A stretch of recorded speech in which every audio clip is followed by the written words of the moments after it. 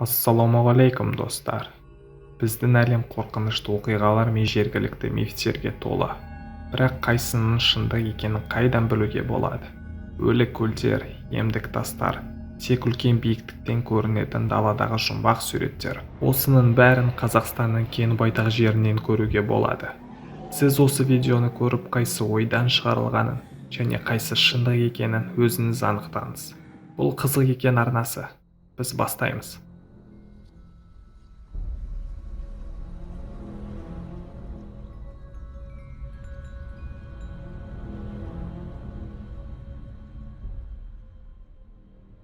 Барсакелмес, Қызылорда облысы. Бұл аймақ бұрыннан бері қиялды баурап алған. Адамдар кейбір әңгімелерді әдейі ойлап тапқан болса, ал басқалары бәрі шындық дейді. Табиғи өзгерістердің нәтижесінде Арал теңізінен тартылып, Барсакелмес Қазақстанның Қызылорда облысындағы үстіртке айналған. Адамдар бұл жерді әлі күнге дейін Арал деп атайды. Ресми түрде бұл аралда ешкім өмір сүрмейді. Барсакелмес түркі тілінен кім барса қайтып келмейді деп аударылған. Қазіргі уақытта Барсакелмеске жетуге болады, бірақ оған көп күш жұмсалады. Жергілікті тұрғындар бұл аралды өте жұмбақ жер деп санайды. Олар оның өткені туралы көптеген оқиғаларды біледі. Аңыздардың бірі Николай Константинович Рерихтің «Азия жүрегі» кітабында келтірілген. 1-2 жыл ғана аралда болдым деп ойлаған адамдар тобы 2-10 жылдықтан кейін үйлеріне оралған. Кейбіреулері НЛО көрдім десе, басқалары уақыт осында тоқтап қалуы мүмкін дейді. Олардың айтқанының нақты дәлелі жоқ, бірақ жергілікті тұрғындар асыра сілтеуді ұнатады. Сонымен қатар, тағы 2 түсініксіз дерек бар. Адамдар аралда ұзақ уақыт болғаннан кейін терінің көгеруіне нақты жағдайлар болады. Және аралда орнатылған зират бар, ал кейбір қабірлердің салыстырмалы түрде жаңа болуы таң қаларлық. Сонымен ойланып көріңіздер, бұл жерленген адамдар кім және оларды тастап кеткен аралға кім жерлеген?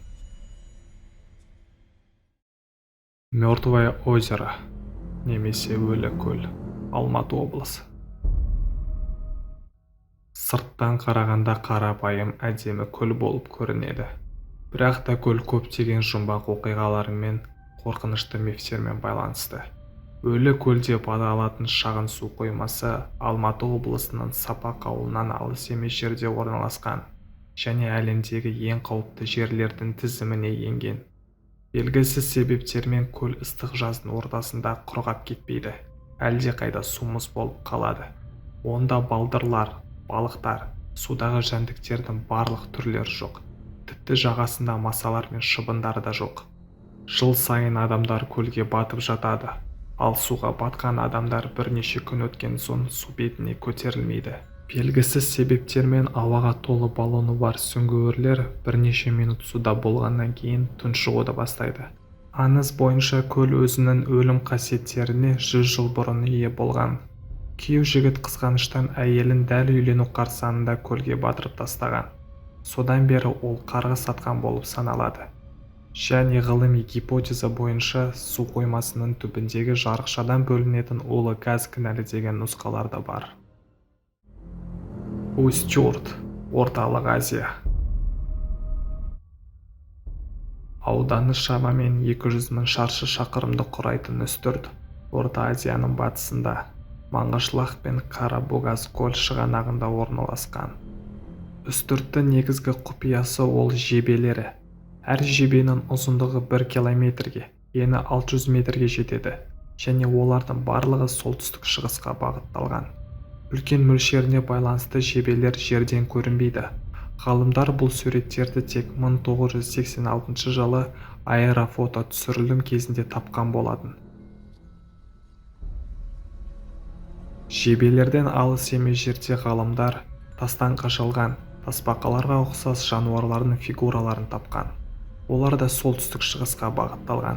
Сонымен қатар, өрескел тастан жасалған көптеген кішкентай пирамидаларды байқағандар да бар. Нәтижесінде бұл жер бұрын космодром болған деген гипотеза пайда болған. Және зерттеушілердің әңгімелеріне сәйкес, олар аспанда НЛО пайда болуын бірнеше рет байқағаны туралы мәліметтер бар.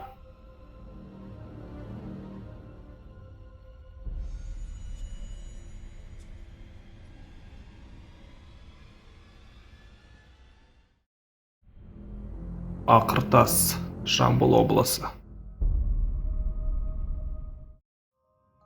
8 бен 9 ғасырлардағы сарай кешені Ақыртас, Жамбыл облысында орналасқан.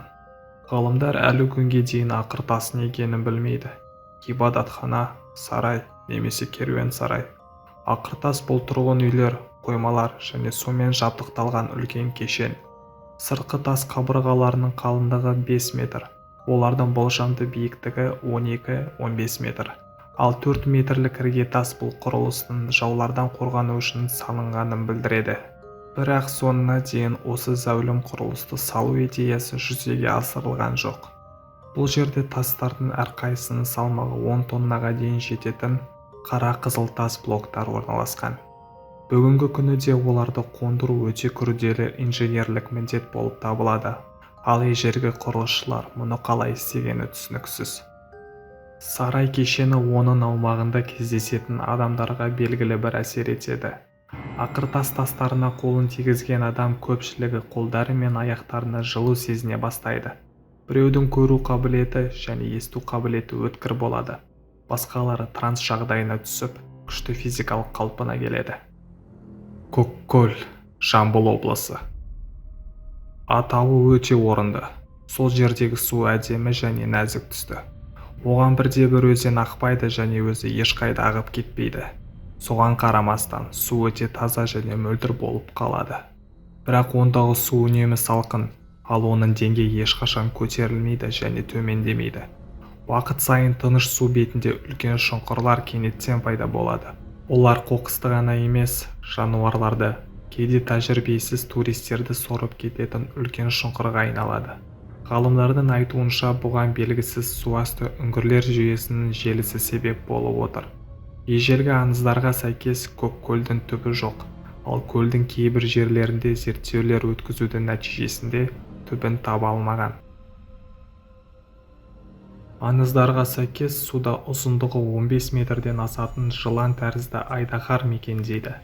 Жергілікті тұрғындардың айтуынша дәл осы толқындар тудыратын және қорқынышты дыбыстар шығаратын осы айдаһар. Тіпті кейбір бақташылар бұл құбыжық құстар мен жануарларды су астына қалай сүйрегенін көрген. Бір қызығы, мұндай аномальды жағдайдан кейін көлдегі су таза әрі мөлдір болып қана қоймай, пайдалы минералдармен байытылады. Жергілікті тұрғындар мұны денсаулық үшін пайдалы деп санайды және құбыжықтың кезекті ояуынан кейін әрдайым қорларын толтыруға асығады.